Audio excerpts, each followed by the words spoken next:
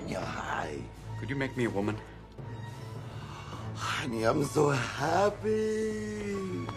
In 1993, Mrs. Doubtfire didn't just entertain audiences, it exposed the hidden chaos behind family, identity, and fatherhood. What looked like pure comedy was actually built on risk, improvisation, and emotional truth. But what really happened behind the scenes will completely change how you see this film. Fact 1. Robin Williams turned the set into a 2 million foot comedy explosion. From the first day of filming, Robin Williams refused to treat Mrs. Doubtfire like a conventional production. He respected the script, but only as a starting point. After delivering a clean, precise version for director Chris Columbus, he would immediately shift into improvisation. New jokes, new reactions, even new rhythms would appear in every take. That changed the entire structure of filming. Scenes were no longer about repetition, they became exploration. Columbus adapted quickly, often running multiple cameras at once to capture every angle of unpredictability. Not just Williams' performance, but the genuine reactions from the cast, who often didn't know what was coming. The result was a production that generated far more material than expected. Scenes stretched into 15 or even 20 takes, not because of errors, but because Williams kept finding something better. That creative overflow led to nearly 2 million feet of film being shot. An extraordinary amount for a 1990s movie where every extra take increased cost. But it wasn't waste, it was possibility. Editors later had to navigate dozens of unique versions of the same moment, choosing tone as much as performance. Some takes leaned lighter, others sharper, even darker. What audiences ultimately saw was a carefully shaped version of something far bigger, and that makes the film feel alive in a way most scripted comedies never do. It was never just performed, it was discovered. Fact 2. The melting mask was a total accident that became iconic. Some of the most memorable moments in cinema are not designed. They happen when control slips. The now famous melting face scene is a perfect example of how unpredictability can produce something far more powerful than planning ever could. The original setup was simple. Daniel, caught off guard without his prosthetic disguise, improvises a quick solution by pressing his face into a cake. It was meant to be a brief gag, a clever visual trick to buy time. But under the intense heat of the studio lights, something unexpected began to happen. The frosting didn't hold. It softened, then slid, then completely lost its structure. What followed could have easily ruined the take. The icing began dripping down Williams' face, distorting the illusion in real time. It was messy, uncontrolled, and technically unusable, at least by conventional standards. Most actors would have broken character, resetting the scene before the illusion collapsed completely. Williams didn't. He leaned into it. As the situation escalated, a chunk of frosting dropped directly into the social worker's tea. It was the kind of moment that no script could anticipate. And yet, without hesitation, Williams delivered a line that instantly reframed the chaos into comedy. That response didn't just recover the scene, it elevated it. The decision that followed was just as critical. Columbus chose not to cut. Instead of treating the accident as a problem, he recognized it as an opportunity. By allowing the moment to play out naturally, the scene gained something rare: authenticity. The audience wasn't just watching a joke, they were witnessing something that felt alive. That's why the moment endures. It wasn't polished, it wasn't perfect, it was real. And in a film built on disguise and illusion, that authenticity stands out even more. It also reveals something essential about Williams' talent, his ability to transform failure into something unforgettable in seconds. Fact 3. Robin Williams took Mrs. Doubtfire into the real world and nobody noticed. Creating a believable disguise for film is one thing. Proving that it works outside the controlled environment of a set is something else entirely. Williams didn't settle for the illusion being convincing on camera. He tested it in reality. Fully dressed as Mrs. Doubtfire, complete with prosthetics, wig, and voice, he walked through public spaces to see if anyone would recognize him. The result was almost unbelievable. No one did. Not strangers, not passers-by. No one saw through it. This wasn't just a testament to the makeup team's technical skill, though their work was undeniably extraordinary. It also highlighted Williams' ability to fully inhabit the character. He didn't just look like Mrs. Doubtfire. He behaved like her, moved like her, existed as her. The disguise wasn't visual alone, it was psychological. Perhaps the most striking example came from within his own family. His son, present on set, failed to recognize him until Williams spoke in his natural voice.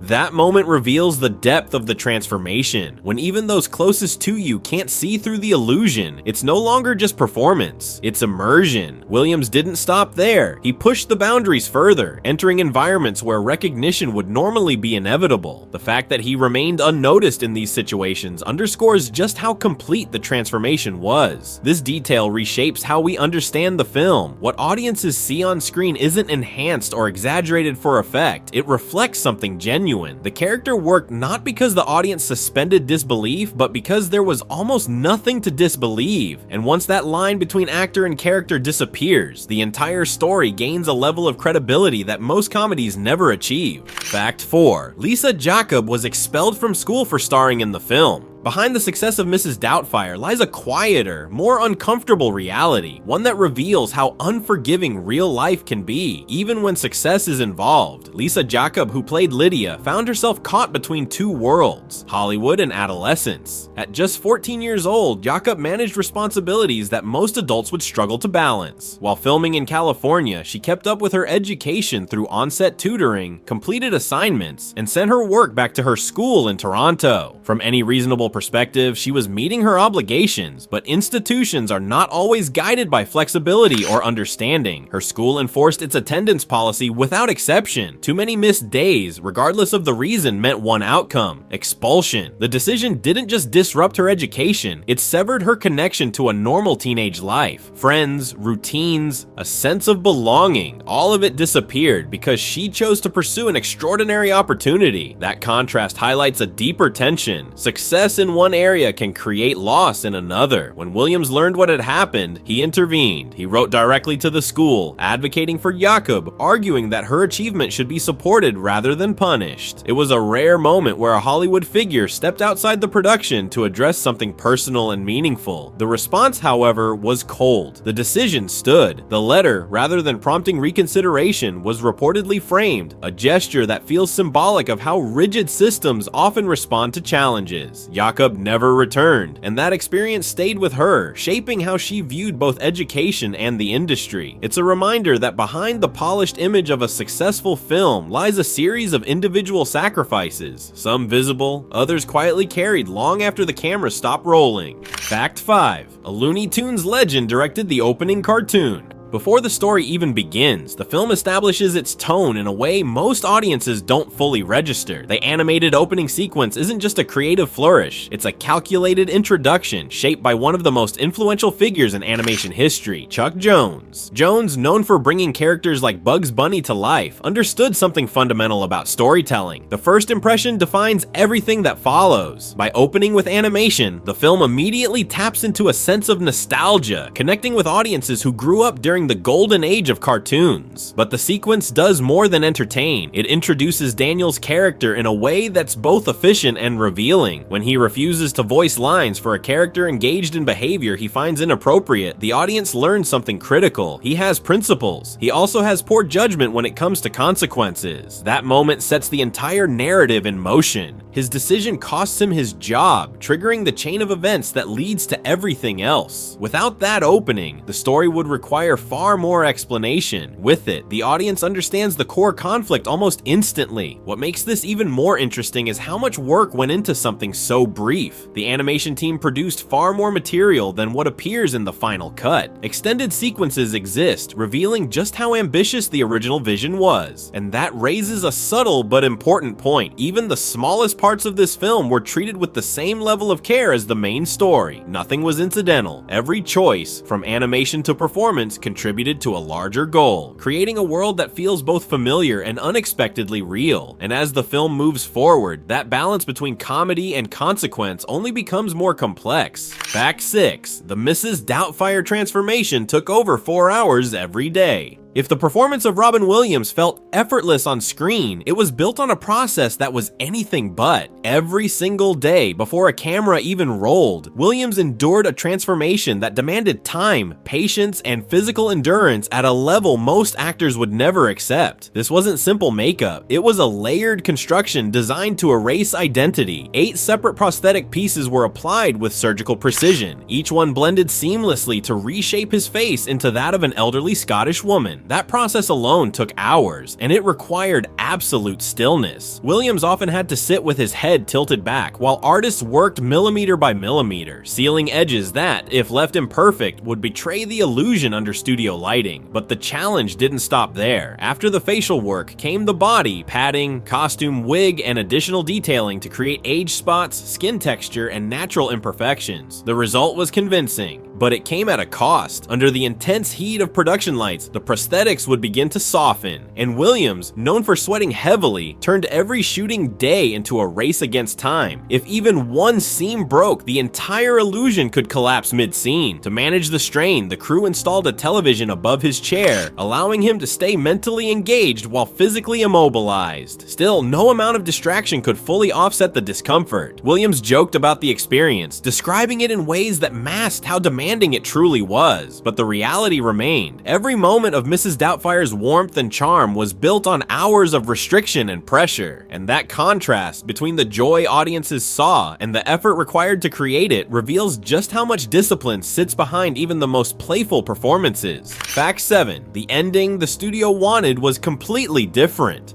Hollywood has always favored resolution, the kind that restores order and reassures audiences everything will be fine. And for Mrs. Doubtfire, the studio initially leaned in that exact direction. The idea was simple: bring Daniel and Miranda back together, rebuild the family, and give viewers a comforting conclusion. On paper, it worked, but in practice, it risked undermining everything the story had built. The people closest to the film understood something the studio didn't fully account for. Real families don't always repair themselves. Divorce isn't a temporary setback, it's a permanent shift. Robin Williams strongly supported preserving that truth. For him, Daniel's journey wasn't about winning Miranda back, it was about becoming someone worthy of being in his children's lives again, even if the structure of the family had changed. The studio even attempted to reshape the ending with another writer, pushing towards something more traditional, but that version lacked weight. It removed consequence, and without consequence, the story lost its meaning. Eventually, the original ending was restored, and that decision gave the film its emotional credibility. Instead of offering fantasy, it offered adaptation. Love didn't disappear, it evolved. And that subtle shift is why the film continues to resonate, especially with audiences who understand that not every ending needs to look like a beginning. Fact 8. Pierce Brosnan's character was originally meant to be the villain.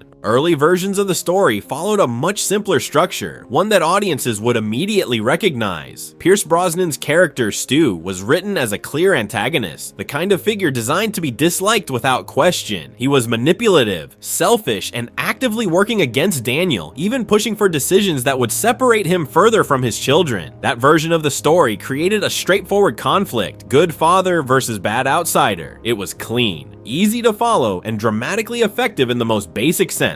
But it was also limited. As the production evolved, it became clear that this approach undermined the deeper potential of the film. By making Stu a villain, the story shifted responsibility away from Daniel. His struggles would feel justified, his actions easier to excuse. That wasn't the story the filmmakers wanted to tell, so the character was reworked entirely. Instead of being deceptive or cruel, Stu became thoughtful, patient, and genuinely kind, especially with the children. That transformation didn't just change one character, it redefined the entire narrative. Now, Daniel wasn't competing against a villain. He was confronting someone who, in many ways, was doing a better job than he was. That creates a far more uncomfortable tension, one rooted in insecurity rather than injustice. The audience is forced to recognize that Daniel's problems don't come from external threats. They come from his own behavior. That shift adds complexity to every interaction. Jealousy becomes less about protection and more about self-doubt. Conflict becomes internal, not just situational. And in doing so, the film moves beyond a simple comedy into something more reflective, something that mirrors real-life relationships where the other person isn't always the problem. Fact 9. Mrs. Doubtfire was inspired by a real person in Edinburgh.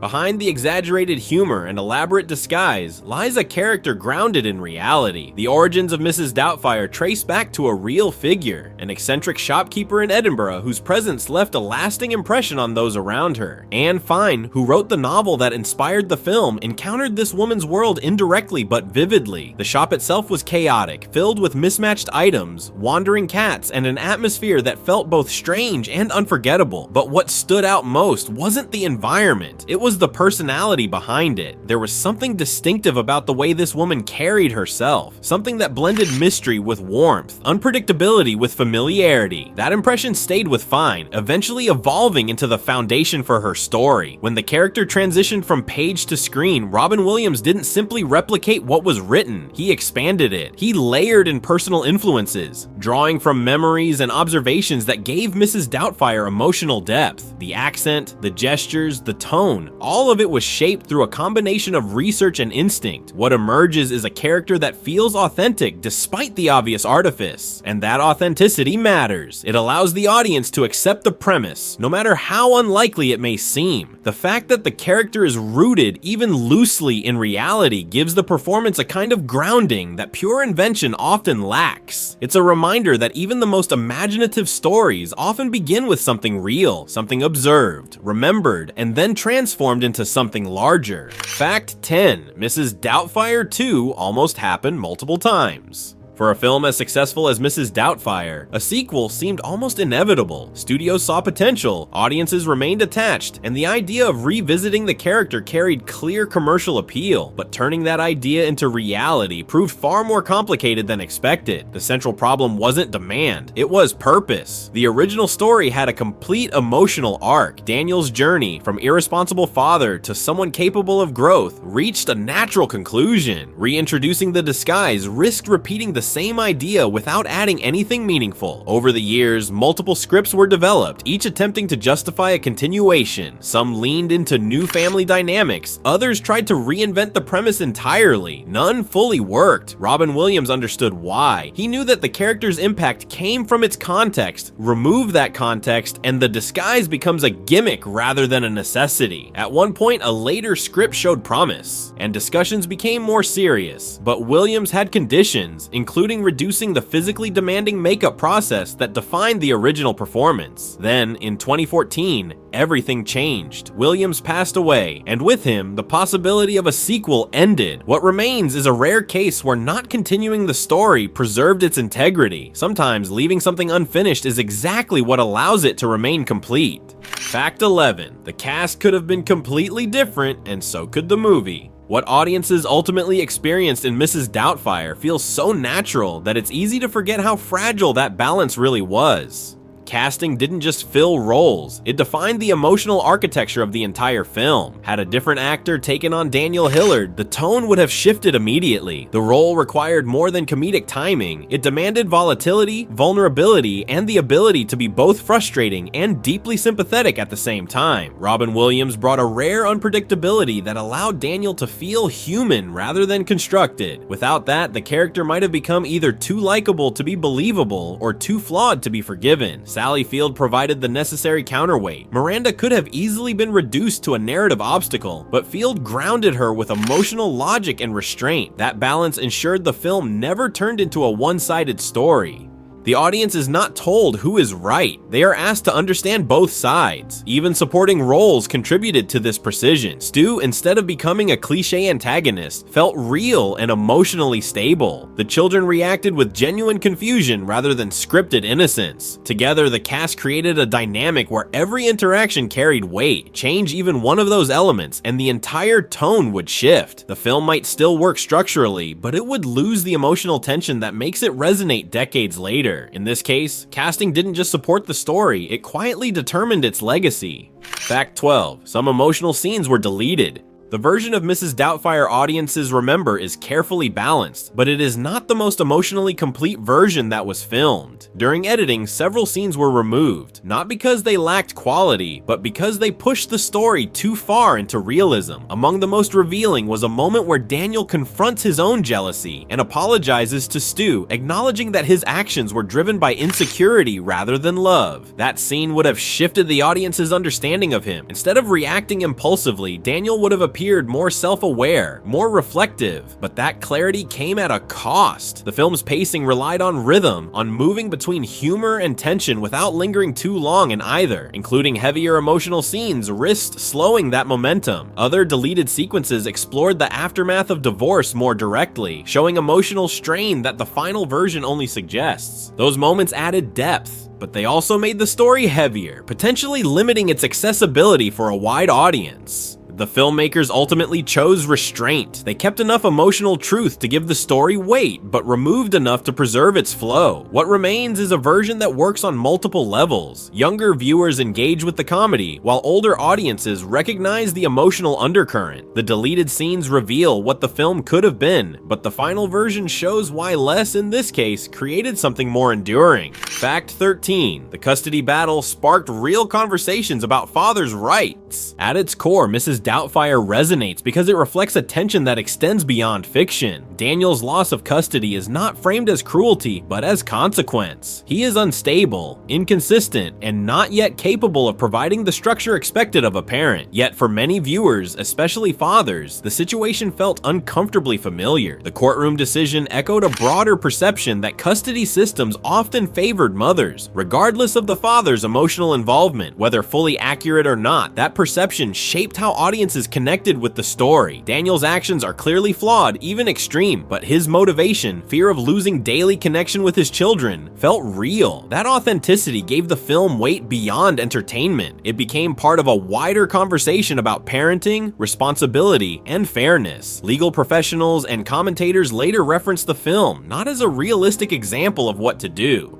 but as an emotional representation of the issue. By placing that tension inside a mainstream comedy, the film reached audiences who might never have engaged with the topic otherwise. It didn't offer solutions, but it gave visibility to a concern that many people felt but rarely saw reflected in popular media, and that visibility became part of the film's lasting impact. Fact 14. Robin Williams shut down filming so Sally Field could grieve. Not every defining moment of a film appears on screen, and some of the most revealing details happen entirely behind the scenes. During production, Sally Field received devastating news that her father had passed away. Despite the shock, she initially tried to continue working, reflecting the professional discipline and pressure that often define film sets. Robin Williams recognized the situation immediately. Rather than allowing production to continue, he intervened and halted filming so she could leave and be with her family. That decision carried real consequences.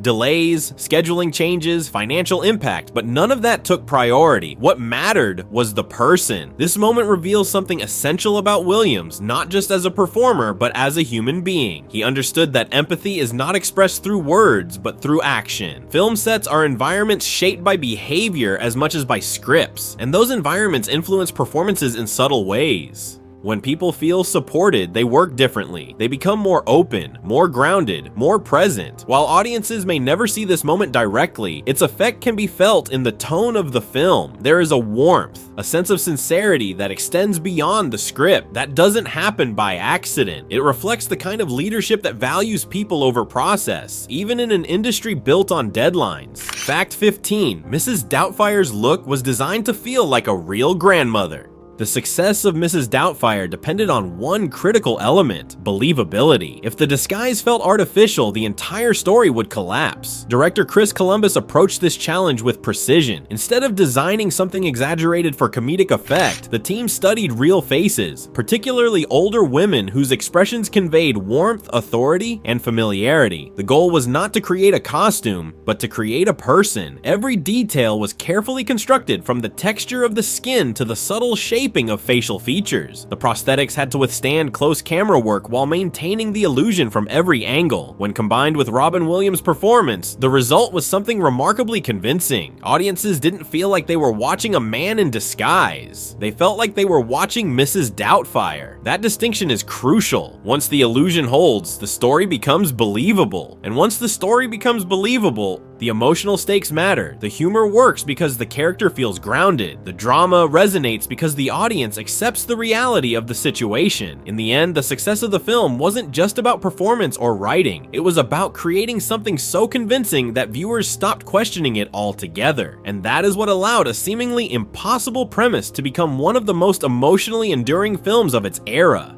In the end, Mrs. Doubtfire endures because it tells a deeper truth. Love alone isn't enough without responsibility, and real growth begins when we face our flaws. Its legacy isn't just laughter, but honesty about family, change, and second chances. If this story still resonates with you, take a moment to like, share, and subscribe. And don't forget to hit the notification bell so you never miss another deep dive like this.